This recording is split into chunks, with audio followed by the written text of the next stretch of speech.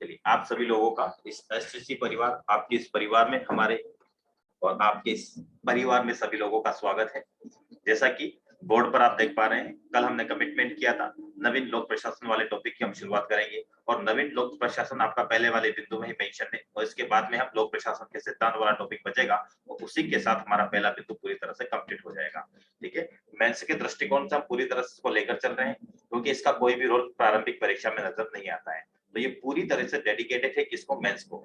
तो मेंस के दृष्टिकोण से हम पढ़ रहे हैं किस प्रकार से 3 मार्कर 5 मार्कर क्वेश्चन और किस प्रकार से 11 मार्कर क्वेश्चन कहां से बनने की संभावना रहती है।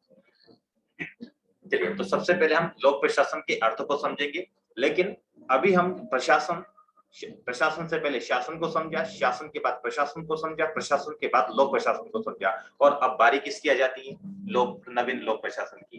तो नवीन लोक प्रशासन कहने का मतलब ये है कि कुछ नई जरूरतों का आभास हो रहा था। हो सकता है कि जो परंपरागत रूप से या परंपरागत तरीके से जो आपका लोक प्रशासन चल रहा था उसमें कुछ कमियां दिखाई दे रही थी, तो उसी कमियों के मद्देनजर क्या नवीन लोक प्रशासन की आवश्यकता महसूस हो रही थी। तो उसी नवीन लोक प्रशासन का सबसे पहले हम अर्थ जानेंगे कि आखिर नवीन लोक प्रशासन कहना क्या चाहता है, कि नवीन लोक प्रशासन में कौन सी शब्दावली को मेंशन किया जाए, क्योंकि लोक प्रशासन बात तो वही है, बस नए तरीके से उसको पेश किया गया, इसलिए इसका नामकरण क्या हो रहा है, नवीन लोक प्रशासन। क्लियर है? तो नवीन लोक प्रशासन का मतलब ये हुआ, अब जैसे कि आप जानेंगे कि लोक प्रशासन क्या है, लोक प्रशासन से इसको अंतर संबंधित करिएगा और छठा बिंदु जो लिखा हुआ है आपका, ये आप ही का काम है।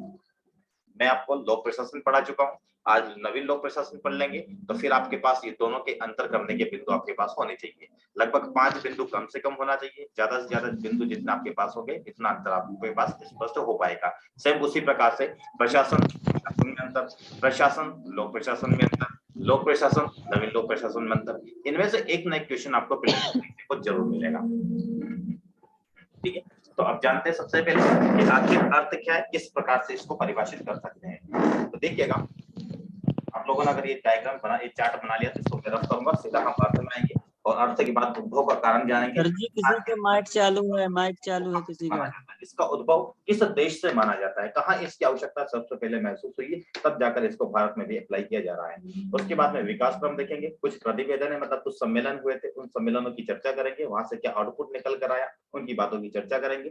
फिर फाइनली विशेषता देखेंगे, विशेषता के बाद क्या लक्ष्य इसके द्वारा रखे जाते हैं, लक्ष्य देखने के उपरांत आपका काम होगा नवीन लोक प्रशासन और लोक प्रशासन में क्या अंतर संबंध है, किस प्रकार से दोनों में अंतर दिखाई देता है। तो चलिए हम शुरू करते हैं अर्थ से।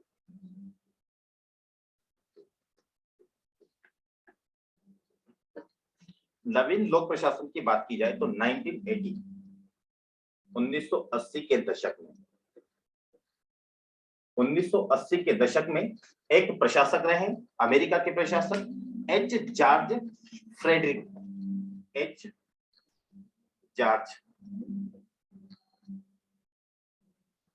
फ्रेडरिकन, क्या नाम पूरा, एच जॉर्ज फ्रेडरिकन, या इसको फ्रेडरिसन भी कहा जाता है, फ्रेडरिकसन, ये इसका पूरा नाम है, H George Frederiksen. H George Frederiksen ने अपनी एक पुस्तक की रचना की जिसका नाम था new public administration. New public administration.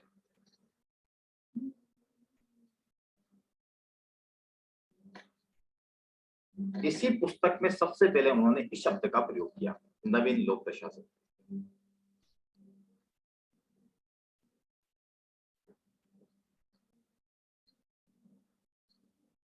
और इस नवीन लोक प्रशासन शब्द का उल्लेख करते हुए उन्होंने कहा कि यह नवीन क्रांति है, नवीन क्रांति प्रशासन के क्षेत्र में।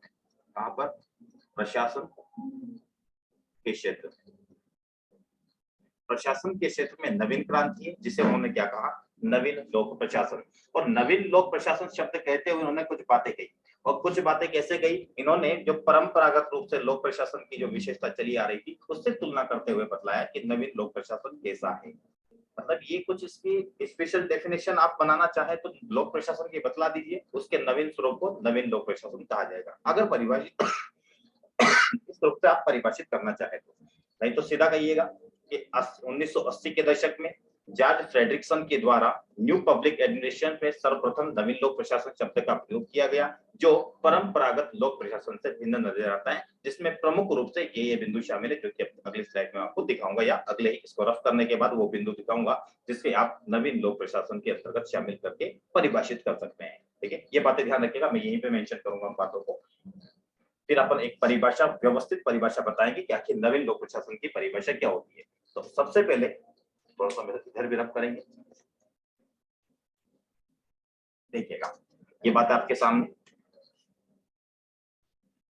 एक होता है आपका परंपरागत लोक प्रशासन, और एक का एनपीए। बताइए, ये एनपीए गैर निष्पादित परिसंपत्ति नहीं है, न्यू पब्लिक एडमिनिस्ट्रेशन। तो न्यू पब्लिक एडमिनिस्ट्रेशन, एनपीए का मतलब मैं शॉर्ट लिखा हूं, तो एनपीए का मतलब हो रहा आपका नवीन लोक प्रशासन। लिखना जाएगा, लिख लीजिएगा इसका, नवीन लोक प्रशासन।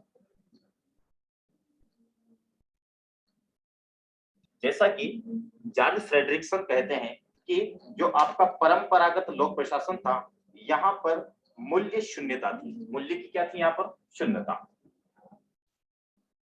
मूल्य शून्यता, लेकिन कार्यकुशलता तो थी। कार्यकुशलता थी, साथ में दक्षता भी थी, लेकिन नकारात्मक बिंदु के तौर पर देखें तो यहाँ पे तटस्थता थी। अब ये तटस्थता शब्द का मतलब कोई जानते तो बताइए मुझे। तटस्थता का मतलब यहाँ पे मैं ये कह रहा हूँ कि मूल्य शून्यता नेगेटिव सेंस में, कार्यकुशलता पॉजिटिव सेंस में, दक्षता पॉजिटिव सेंस में, लेकिन तटस्थता और जो आपका मूल्य शून्यता है, इनको नेगेटिव सेंस में देखा गया, तब जाकर नवीन लोक प्रशासन की आवश्यकता महसूस की गई। तो कोई मुझे आप में से बताए कि तटस्थता का मतलब क्या है? इसको इंग्लिश में न्यूट्रल कहा जाता है। नहीं तो आप कहेंगे सर तटस्थता का मतलब न्यूट्रल होता है, वो नहीं जानना चाह रहा हूँ मैं। इसका ट्रांसलेट करके मत बताइएगा, अगर पता हो तो तटस्थता का मतलब क्या, आखिर परंपरागत लोक प्रशासन में कैसी तटस्थता हमें नजर आ रही थी, या तटस्थता का मतलब क्या है? सर तटस्थता का अर्थ होता है किसी भी पक्ष में ना होना। आज आवाज कम क्यों आ रही है? एक सेकंड, मुझे थोड़ा वॉइस बढ़ा दीजिए, एक सेकंड रुकिएगा थोड़ा। हाँ, वॉइस कम हो रहा है यहाँ से, इसलिए आप लोगों की आवाज कम दिख पा रही है।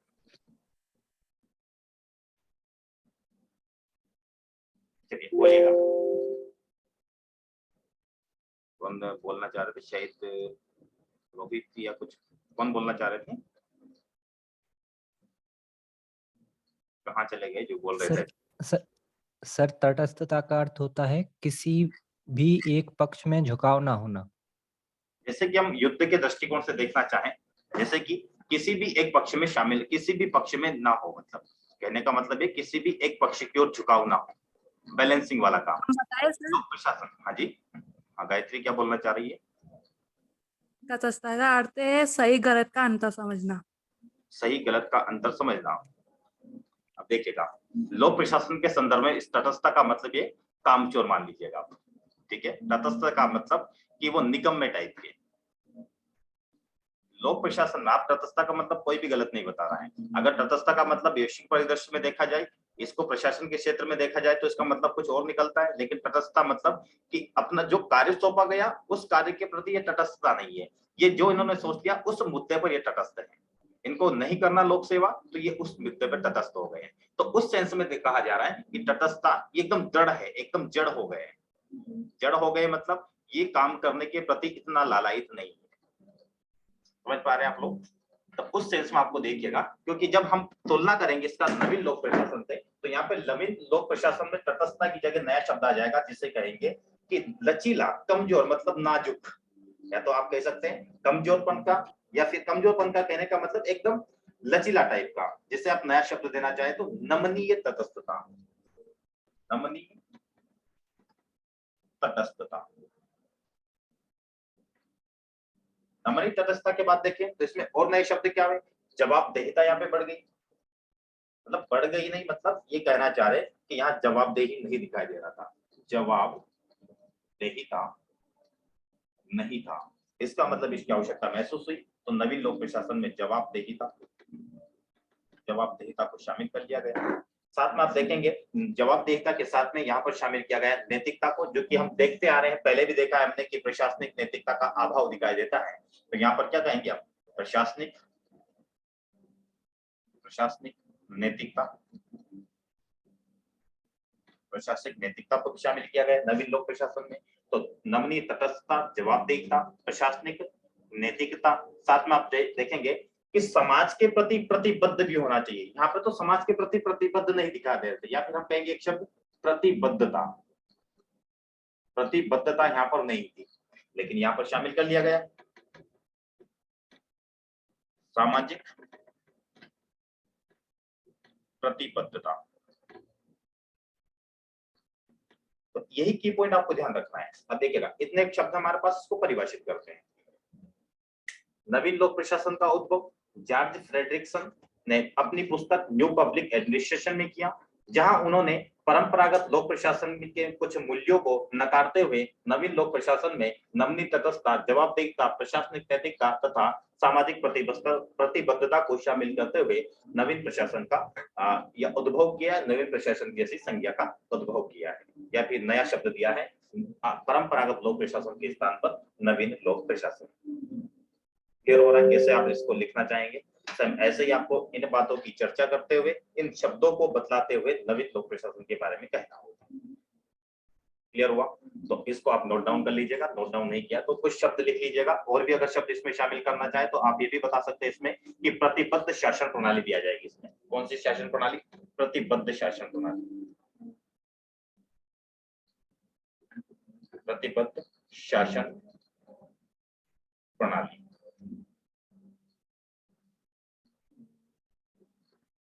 तो एमपीपीएससी में जो नया सिलेबस शामिल किया, नया टॉपिक शामिल किया, काफी टफ वाला टॉपिक शामिल किया। प्रशासन में तो कई सिंपल चीजें पढ़ी जाती है, गवर्नेंस वाला टॉपिक जो यूपीएससी में पढ़ा जाता है, उसमें कई सारी चीजें हमें बस नॉर्मली चीजें समझ पढ़ी जाती है। यहाँ पे हमें एकदम सैद्धांतिक पक्ष पढ़ना पड़ रहा है, ऐसा सिलेबस में मेंशन किया है। पूरा सैद्धांतिक जो है वही पढ़ना है, हमें अपना दिमाग नहीं लगाना है, ऐसा टॉपिक शामिल किया गया है। वही टॉपिक सबसे कठिन होता है जिसमें हमारा दिमाग नहीं लगता है। ठीक है, तो इसमें जो कही हुई ये बातें हैं, किसी ने कही है, उन्हीं की बातों को रटना है। सिर्फ रटना का मतलब उन्हीं की बातों को समझते हुए हमें समझदारी बतलाते हुए उसको लिखना होगा। ठीक है, तो इसमें आप लिखना, आपको लिखवाने की आवश्यकता महसूस हो तो बता दीजिए, मैं आपको नवीन लोक प्रशासन का एक डेफिनेशन के रूप में लिखवा दूंगा। एक काम कीजिएगा, हेडिंग डालिएगा नवीन लोक प्रशासन, थोड़ा स्पीड से लिखिएगा सभी लोग। देखिएगा 1980 के दशक में 1980 के दशक में George Frederiksen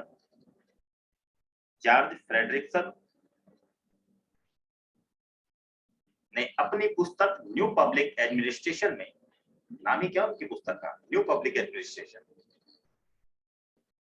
new public administration में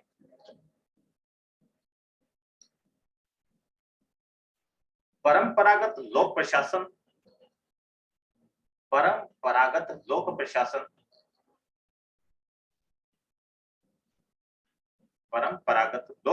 के स्थान पर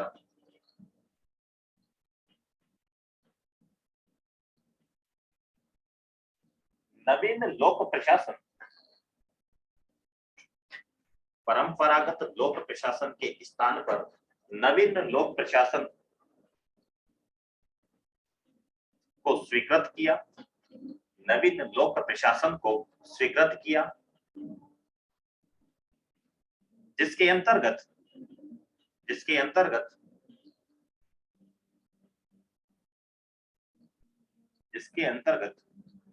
प्रशासनिक नैतिकता,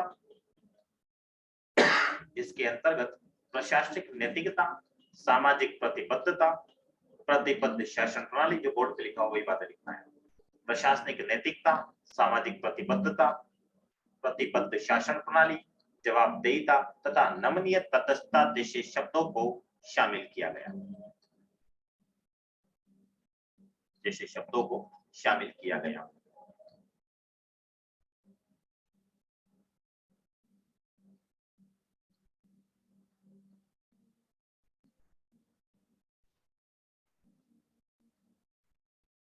नोट डाउन, आगे देखते हैं इसमें अभी अर्थ में अभी ये खत्म नहीं हुआ, अभी अगले चरण में प्रवेश नहीं किया, अभी विकास हम देखेंगे। उसके पहले कुछ बातें को जानेंगे कि इसमें आखिर और कौन सी बातें इसमें शामिल कर सकते हैं नवीन लोक प्रशासन के तौर पर।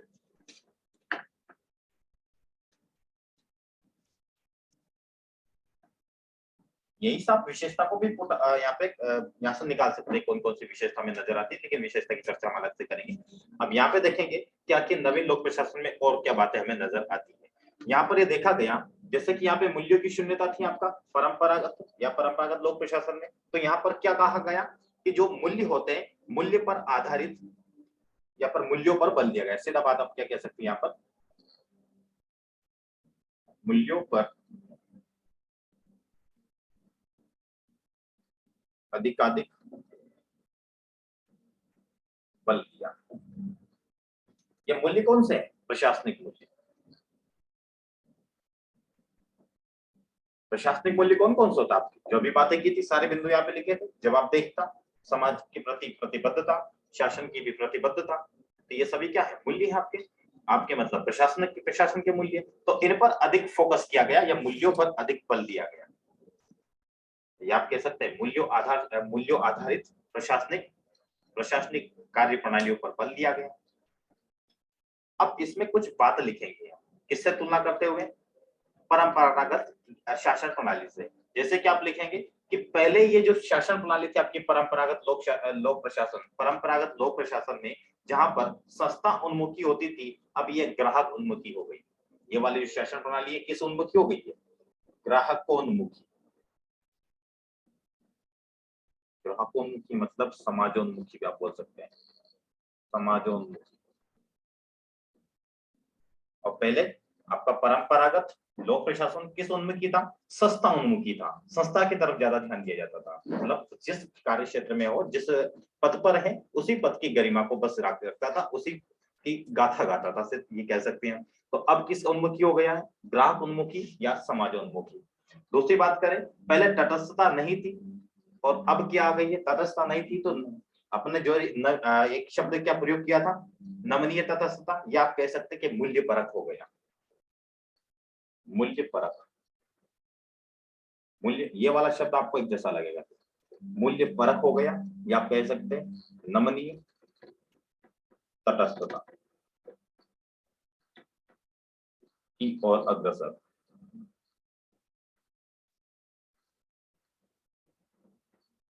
ये सारे बिंदु आप किसके लिख रहे हैं? अभी नवीन लोक प्रशासन के।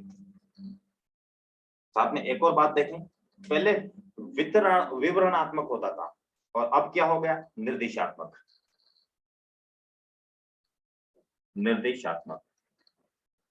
लोक प्रशासन।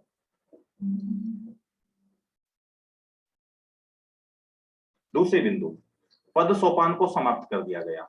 पद सोपान को समाप्त कर देने का मतलब यहाँ पर, अब पद सोपान एक अलग टॉपिक आप देखेंगे अपने सिलेबस में। इसी लोक प्रशासन वाले टॉपिक में पद सोपान अलग बिंदु दिया गया। पद सोपान मतलब उच्च अधिकारी तथा उसके अधीनस्थ अधिकारियों की एक श्रृंखला, मतलब हायरार्की जो होती है। तो हायरार्की के रूप में अगर नवीन लोक प्रशासन में देखा जाए तो यहाँ पे पद सोपान की गरिमा को और सुदृढ़ किया गया। मतलब पद सोपान को सुदृढ़।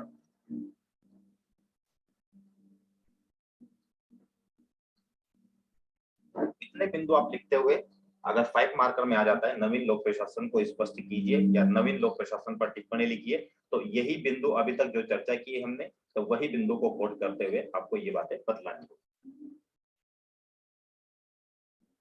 क्लियर हुआ?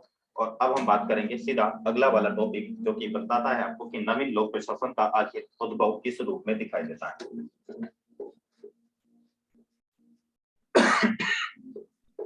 सर निर्देशात्मक का अर्थ क्या होता है? जी? निर्देशात्मक लोक प्रशासन का अर्थ क्या मैं होता है? आपको कुछ कहूंगा, मतलब आपके उच्च स्तर पर मैं अधिकारी के रूप में कार्य कर रहा हूँ, आप मेरा अधीनस्थ हो, ठीक है? तो मैं निर्देश दूंगा, जी। तो निर्देश के अनुरूप आपको कार्य करना होगा। फिर जी सर। निर्देशात्मक ही पूछ रहे ना?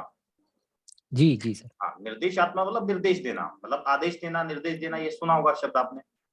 मतलब उच्च अधिकारी हाँ के सर। द्वारा अपने अधीनस्थ अधिकारियों को कुछ कार्य सौंपे जाते हैं, उस कार्य को करवाने के प्रति जो निर्देश दिए जाते हैं और निर्देशात्मक होता है। और सर जो परंपरागत लोक प्रशासन था उसमें विवरणात्मक था सर, उसका अर्थ क्या था? विवरणात्मक मतलब विवरण पेश करना। वो क्या लिखा पढ़ी ज्यादा मांगते थे कि आपने ये ऐसा किया, बस कागजाती पर काम होता था, कागजातों पर। जी सर। अब उसको मतलब सैद्धांतिक रूप से कार्य किया जाता था और उसको व्यवहारिक रूप देना है। इस शब्द, इस बात को लेकर उसका प्रयोग किया जा रहा है। जी सर, ओके। चलिए अब नेक्स्ट हम बिंदु नवीन लोक प्रशासन का उद्भव कैसे हुआ है, हमारे भारत में नहीं, ये विश्व स्तर पर कैसे उद्भव हुआ है। नवीन लोक प्रशासन का उद्भव। अब नवीन लोक प्रशासन का उद्भव अगर देखा जाए तो ये अमेरिका में दिखाई देता है। अमेरिका का पूरा नाम अगर बोले United state of America, USA. तो यूनाइटेड स्टेट ऑफ अमेरिका में बात की जाएगी कौन से दशक में, तो 1960 के दशक में। 1960 के दशक में अमेरिका में एक समस्या उत्पन्न हो रही थी, समाज विघटन की स्थिति सामने आ रही थी। समाज का यहाँ पे क्या हो रहा था, समाज विघटन की किस सन में, 1960 के दशक में। या समाज विघटन की ये टूट फूट गई, ये समाज में टूटन हो रही थी। समस्या सामने आ रही थी। जब देखा गया कि समाज में इस प्रकार की समस्या सामने आ रही है और अमेरिका का प्रशासन कुछ कर नहीं पा रहा है, लेकिन वहां पे कौन सा प्रशासन था उस समय, परंपरागत लोक प्रशासन। तो ऐसी स्थिति में देखा गया कि इस समस्या को निपटाने के लिए जो वहां पे लोक प्रशासन कार्यरत है, लोक प्रशासन, और कौन सा लोक प्रशासन, परंपरागत। ये परंपरागत लोक प्रशासन इसको, इस समस्या को रिजोल्व करने में निकम्मा हो गया, निकम्मा साबित हुआ। ठीक है, मतलब इसने इस समस्या को सुलझा नहीं पाया। समस्या जो समाज में विघटन की स्थिति उत्पन्न हो रही थी यहाँ पर, अब विघटन की स्थिति, और साथ में यहाँ पर समाज के लोग आपस में एक दूसरे को मारने काटने पर उतर रहे थे, जिसके लिए किसके यहाँ पे आविष्कार हो रहा था, आणविक शस्त्रों का, आणविक शस्त्रों के, आणविक शस्त्रों का प्रयोग बढ़ रहा था। तो समस्या और विकराल रूप लेते जा रही थी, समाज का विघटन को और प्रभावित कर रही थी, ये समाज को विघटित और करना चाह रही थी, लेकिन प्रशासन यहाँ पे निकम्मा साबित हो रहा था। नैतिकता यहाँ पर बिल्कुल पूरी तरह से बढ़ चुकी थी। क्या कहेंगे आप, ऐसी स्थिति में जो अमेरिका में यहाँ पे नैतिकता पूरी तरह से समाप्त होती हुई दिखाई दे रही थी। इसका मतलब जिस संस्था को बनाया गया है, जिसे नैतिकता बनाए रखना है, और वही नैतिकता समाज में नजर नहीं आ रही है, विघटन की स्थिति उत्पन्न हो रही है। तो ऐसी स्थिति में एक क्रांति के रूप में, क्या एक नए आंदोलन के रूप में, या आप कहें कि नया आंदोलन, इसी के इस सभी घटनाक्रम की वजह से एक नवीन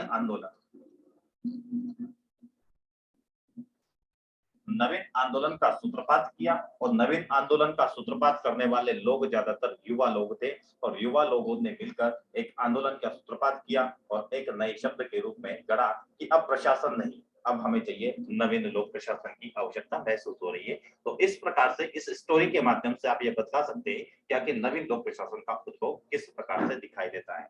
तो कैसे कहेंगे, पूरा मैं फ्लो में लिखवाऊंगा नहीं, बोर्ड पे जो लिखा हुआ उसी को पढ़ के आप समझिएगा। 1960 के दशक में अमेरिका में समाज विघटन या टूटन की समस्या सामने आ रही थी, जिसके निराकरण के लिए परंपरागत रूप से बना हुआ लोक प्रशासन वहां पर निकम्मा साबित हो रहा था, क्योंकि वहां के समाज में आणविक शस्त्रों का प्रयोग बढ़ने से समाज में विघटन और तेज गति से हो रहा था और नैतिकता दिन ब दिन हतोत्साहित होती जा रही थी। ऐसी परिस्थिति में वहां के युवा लोगों ने एक नई आवश्यकता महसूस की और एक नवीन आंदोलन की शुरुआत करते हुए परंपरागत प्रशासन के स्थान पर नवीन लोक प्रशासन का विकास किया या इसका उद्भव किया। ये बताइए समझ में आया या नहीं आया। फिर हम इसी क्रम में आगे बढ़ेंगे और वहां पर देखेंगे कि आखिर नवीन लोक प्रशासन का विकास, ये तो उद्भव हो गया, अब उद्भव के बाद हमें विकास भी देखना पड़ेगा कि अब डेवलपमेंट कैसे हुआ इसका। तो पहले ये बताइए, इस स्टोरी को तो समझ में आया होगा। वैसे एग्जाम में मुझे नहीं लगता कि इस स्टोरी से कोई क्वेश्चन बनाएंगे, लेकिन आपको बस इतना ध्यान रखना है कि किस परिस्थिति में नवीन लोक प्रशासन का उद्भव हो रहा है। क्लियर हुआ? अब इसको रफ करेंगे और हम आगे की ओर बढ़ेंगे, जहां पर हम जानेंगे कि आखिर नवीन लोक प्रशासन का उद्भव कैसे हुआ या नवीन लोक प्रशासन के विकास के लिए कौन कौन से समिट हुए, उस समिट के माध्यम से इसका विकास किस रूप में दिखाई देता है। और इन बिंदुओं के आधार पर आप नई नई विशेषता ध्यान रखिएगा, कौन कौन सी विशेषता, क्योंकि लास्ट में मैंने विशेषता इसीलिए रखा है कि आपको ध्यान रहे कि कौन कौन सी विशेषता शामिल की गई है। और एक नोटिस ध्यान रखिएगा, 10 मिनट के बाद फिर से आपको ज्वाइन करना पड़ेगा, 10 मिनट और चलेगी आपकी क्लासेस, फिर उसके बाद में देखेंगे। उसके पहले हम देखते हैं यहाँ पर कि नवीन लोक प्रशासन का विकास।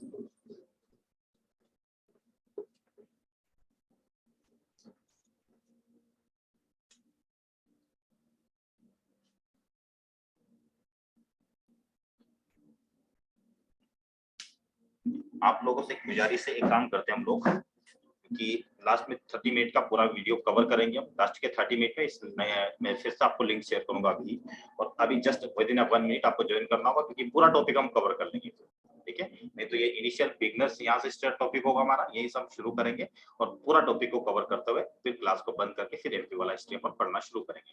तो आप लोग बने रहिएगा, मैं आपको तुरंत लिंक शेयर करूंगा, ओके। ये आप लोग सहयोग कीजिएगा, इसका टाइम इंक्रीज कैसे किया जाए, क्या उसमें मुझे भी थोड़ा आइडिया कम होता है इसका।